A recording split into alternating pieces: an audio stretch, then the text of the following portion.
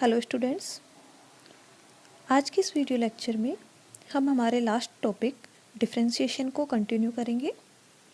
जैसा कि आप सभी जानते हैं, डिफरेंशिएशन क्या होता है। डिफरेंशिएशन वह प्रक्रिया होती है जिसके द्वारा समान प्रकार की जो कोशिकाएं होती हैं वह संरचनात्मक एवं क्रियात्मक दृष्टि से विशिष्ट हो जाती हैं, डिफरेंशिएट हो जाती हैं। इस प्रक्रिया को हम क्या कहते हैं? डिफरेंशिएशन कहते हैं। और यह प्रोसेस क्या होता है? इरिवर्सिबल होता है। साथ ही साथ हमने लास्ट जो हमारा लेक्चर था उसमें डिफरेंशिएशन के टाइप्स देखे थे। टोटल 4 टाइप्स हमने देखे: morphological differentiation, physiological differentiation, chemo differentiation और लास्ट हमने डिस्कस किया था बिहेवियरल डिफरेंशिएशन। साथ ही साथ हमने डिफरेंशिएशन या विभेदन का जो ओरिजिन है उसे डिस्कस किया था। तो डिफरेंट जो जीन्स का एक्सप्रेशन है उसकी वजह से क्या होता है? विभेदन की प्रक्रिया होती है। आज की हमारी क्लास में हम डिस्कस करेंगे टोटियोपोटेंसी ऑफ न्यूक्लियस और या कहें केंद्रक की पूर्ण शक्ति। साथ ही साथ हम डिस्कस करेंगे अंड कोशिका द्रव का विभेदन में योगदान। जो एग साइटोप्लाज्म है उसका डिफरेंशिएशन में क्या रोल होता है, यह हम आज के लेक्चर में डिस्कस करेंगे। सबसे पहले हम देखते हैं टोटियोपोटेंसी ऑफ न्यूक्लियस या केंद्रक की पूर्ण शक्ति। तो जैसा कि आप सभी जानते हैं कि एम्ब्रियो या अडल्ट की जो बॉडी होती है वह बहुत सारी कोशिकाओं से मिलकर के बनी हुई होती है और ये जो सभी कोशिकाएं होती हैं इनमें समान प्रकार का केंद्रक पाया जाता है और इस केंद्रक के अंदर आनुवंशिक सूचना पाई जाती है जो कि युग्मक के अंदर उपस्थित थी। इस बात को कई प्रयोगों के द्वारा प्रमाणित किया जा चुका है। ये सभी एक्सपेरिमेंट हम एक एक करके देखेंगे। सबसे पहला जो एक्सपेरिमेंट है वह किया गया था स्पेमेन के द्वारा। इन्होंने अपना प्रयोग ट्रिटोरस जो न्यूट है उसके एग में किया। इन्होंने क्या किया? न्यूट के एग को धागे से बांध दिया इस प्रकार, और इन्होंने जो धागा था वह इस प्रकार बांधा कि जो न्यूट है वह 2 भागों में डिवाइड हो जाए। अब एक भाग जिसके अंदर न्यूक्लियस उपस्थित था उसमें तो क्या होता है, क्लीवेज का प्रोसीजर स्टार्ट हो जाता है। जो विदलन की जो प्रक्रिया होती है वह क्या होती है? स्टार्ट हो जाती है। लेकिन वहीं दूसरी ओर जो भाग जिसके अंदर केंद्रक उपस्थित नहीं था उसके अंदर हमें क्लीवेज देखने को नहीं मिलता। इसके बाद में जब जो एग का जो पार्ट है जिसके अंदर न्यूक्लियस है यह 16 सेल स्टेज में चला जाता है, उस टाइम पे जो न्यूक्लियस है वह किस में ट्रांसफ़र हो जाता है? जो नॉन न्यूक्लिएटेड जो पार्ट है एग का उसके अंदर ट्रांसफ़र हो जाता है और इस पार्ट के अंदर भी अब क्लीवेज स्टार्ट हो जाता है। और अब स्पेमेन ने क्या किया कि ये जो दोनों पार्ट हैं एग के, इन दोनों को ही अलग अलग कर दिया और देखा कि जो दोनों पार्ट है वह डेवलप होकर के एक कंप्लीट एम्ब्रियो में परिवर्तित हो जाते हैं। अंतर सिर्फ इतना रहता है इन दोनों एम्ब्रियो के अंदर कि बाद में जिस भाग में केंद्रक प्रवेश करता है उसके अंदर जो डेवलपमेंट का प्रोसीजर है वह क्या होता है? लेट होता है। इस प्रकार स्पेमेन ने बताया कि केंद्रक में क्या होती है? टोटियोपोटेंसी या पूर्ण शक्तता होती है। पूर्ण शक्तता जो होती है टोटियोपोटेंसी, उसका मतलब ये होता है कि जो सेल है वह एंटायर ऑर्गेनिज्म को डेवलप कर सकती है।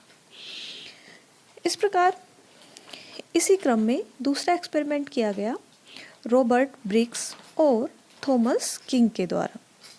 इन्होंने जो अपना एक्सपेरिमेंट है वह फ्रॉग के एग के ऊपर किया। इन्होंने फ्रॉग के एग को ग्लास जो निडल थी उससे एक्टिवेट किया।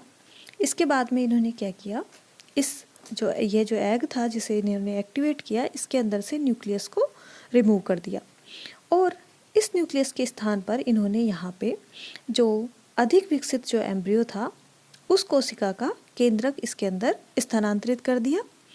स्थानांतरित जो केंद्रक है वह सामान्य केंद्रक विभाजन में जाता है एवं कोरक कोशिकाएं बनाता है। इस प्रकार इसमें इस केंद्रक के द्वारा क्या होता है, सामान्य जो अडल्ट है उसका निर्माण होता है।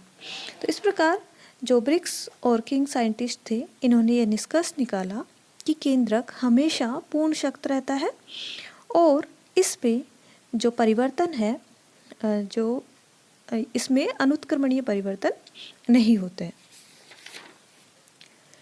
नेक्स्ट जो प्रयोग था वह किया गया था फिशबर्ग और गुर्डोन के द्वारा। इन्होंने विभेदित आंतरिक कोशिकाएं जो कि एम्फीबिया के टेडपोल लार्वा से अकेंद्रकी एम्फीबियन अंडे के अंदर स्थानांतरित किया और इस अंडे से भी इन्होंने देखा कि सामान्य वयस्क का परिवर्तन हुआ। तो जो लास्ट साइंटिस्ट थे फिशबर्ग और गुर्डोन, इन्होंने क्या किया कि विभेदित जो आंतरिक कोशिकाएं थी, इन्हें एम्फीबिया के टेडपोल लार्वा से अकेंद्रिक एम्फीबियन एग के अंदर ट्रांसफ़र किया और यहाँ भी इन्होंने देखा कि जो एग है वह कंप्लीट जो एक नॉर्मल अडल्ट होता है उसके अंदर डेवलप हो जाता है। इस प्रकार इन्होंने अपने प्रयोगों से बताया, इन तीनों साइंटिस्ट ने, कि जो केंद्रक होता है वह उससे क्या होता है, एक कंप्लीट जो अडल्ट है उसका निर्माण होता है। नेक्स्ट हम देखेंगे अंड कोशिका द्रव्य का विभेदन में योगदान, role of egg cytoplasm during differentiation. तो अभी हमने देखा कि जो न्यूक्लियस है वह कैसा है, टोटियोपोटेंट है एवं सभी जो एम्ब्रियोनिक सेल्स हैं इनका आनुवंशिक संगठन क्या होता है, समान होता है। तो ये कोशिकाएं विभेदन के दौरान किस प्रकार विभेदित होंगी। इसी क्रम में कुछ लोगों ने कहा कि जो सभी जीन समान रूप से सक्रिय नहीं होते हैं, जो अगर सभी केंद्रक समान हैं तो विभेदन अलग अलग कैसे होता है। इस क्रम में कुछ साइंटिस्ट का मानना था कि जो सभी जीन होते हैं वे समान प्रकार से एक्टिवेट नहीं होते। इसी प्रकार कुछ दूसरे साइंटिस्ट थे जिनका मानना था कि जो डिफरेंशिएशन है वह एग का जो साइटोप्लाज्म है उसके ऊपर निर्भर करता है। कोशिका द्रव्य के विभिन्न क्षेत्र केंद्रक पर विभिन्न प्रभाव डालते हैं और विभिन्न प्रकार की कोशिकाओं का निर्माण करते हैं। यह बात जो हम आगे प्रयोग पढ़ने वाले हैं, एक्सपेरिमेंट पढ़ने वाले हैं, इसके द्वारा इनमें प्रमाणित की जा सकती है। इस क्रम में पहला एक्सपेरिमेंट है डेनियली का। इन्होंने अपना जो एक्सपेरिमेंट है वह अमीबा के ऊपर किया था। इन्होंने अमीबा प्रोटियस का केंद्रक एक अकेंद्रकी अमीबा डिस्कोइडस में स्थानांतरित किया। डेनियली ने क्या किया कि जो अमीबा प्रोटियस है, एक स्पीसीज अमीबा की, उसका जो न्यूक्लियस है उसे एक अकेंद्रकी अमीबा डिस्कोइडस अमीबा की दूसरी स्पीसीज में स्थानांतरित किया। कुछ समय बाद इन्होंने देखा कि जो प्रोटियस का जो केंद्रक था वह डिस्कोइडस के केंद्रक के लक्षण प्राप्त कर लेता है। जो दूसरा अकेंद्रकी पार्ट में, अकेंद्रकी अमीबा में जब न्यूक्लियस को ट्रांसफ़र किया गया तो यह न्यूक्लियस अकेंद्रकी अमीबा के केंद्रक के समान ही लक्षण प्राप्त कर लेता है। सेकेंड एक्सपेरिमेंट यहाँ पे किया गया मूरे के द्वारा। इन्होंने राना पिपेंस और राना पेलिस्ट्रस पर कई प्रयोग किए। इन्होंने राना पेलिस्ट्रस के अकेंद्रकी अंडे को राना पिपेंस के शुक्राणु द्वारा निषेचित किया। देखा कि जो क्लीवेज की रेट थी और कोरक कोशिकाओं की जो व्यवस्था थी वह राना पेलिस्ट्रस के समान ही पाई गई। मतलब जो अकेंद्रकी एग था राना पेलिस्ट्रस का, उसका जो साइटोप्लाज्म है उसके इफ़ेक्ट की वजह से जो अकेंद्रकी होने के बावजूद भी जो लक्षण थे विदलन के बाद में, जो कोरक कोशिकाओं की व्यवस्था थी, जो रेट थी, वह राना पेलिस्ट्रस के समान ही पाई गई। और इसी प्रकार के परिणाम इन्हें प्राप्त हुए जब इन्होंने राना पिपेंस के अकेंद्रकी एग को राना पेलिस्ट्रस के शुक्राणु से निषेचित किया। इस प्रकार प्रयोग से यह प्रमाणित होता है कि कोशिका द्रव्य परिवर्धन को निर्धारित करता है। इसी क्रम में एक एक्सपेरिमेंट किया गया हर्टमैन व प्रिस्कोट के द्वारा और इन्होंने बताया कि अमीबा में केंद्रक का विभाजन कोशिका द्रव्य को हटाकर रोका जा सकता है। तो इन्होंने अपने एक्सपेरिमेंट में क्या कहा कि जो अमीबा है इसमें न्यूक्लियस के डेवलपमेंट को, न्यूक्लियस के डिवीज़न को अगर हम साइटोप्लाज्म हटा देते हैं तो न्यूक्लियस का जो डिवीज़न है वह क्या होता है, रुक जाता है। साथ ही साथ यहाँ पे एक और एक्सपेरिमेंट हम देखेंगे। हैरिस के द्वारा यह एक्सपेरिमेंट किया गया था।